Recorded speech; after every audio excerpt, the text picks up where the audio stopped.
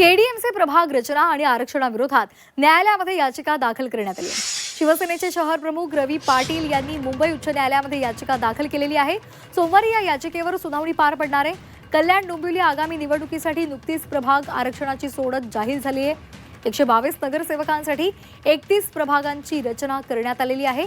मात्र 11 नोव्हेंबर रोजी झालेल्या आरक्षण सोडतीवर गंभीर आक्षेप घेत शिवसेना शहर प्रमुखांनी कोर्टामध्ये धाव घेतली आहे। कल्याण डोंबिवली महापालिकेची जी आरक्षण सोडत झाली त्या आरक्षण सोडतमध्ये एसटी, एससी, ओबीसी असे 3 प्रभाग त्यांनी काढले होते। त्याच्यामध्ये प्रभाग क्रमांक 3, प्रभाग क्रमांक 5 आणि प्रभाग क्रमांक 15 या आरक्षण सोडतीवर आमची हरकत आहे। आमचा कुठेही आरक्षणाला विरोध नाही, निवडणुकीला विरोध नाही, आमचं त्या बाबतीत काहीच घेणं देणं नाही।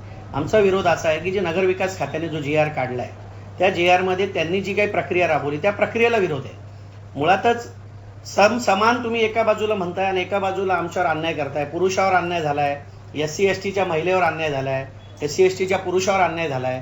या सगळ्या गोष्टी सुधारणा झाल्या पाहिजेत। याच्यासाठी हायकोर्टामध्ये आम्ही ही याचिका दाखल केलेली आहे।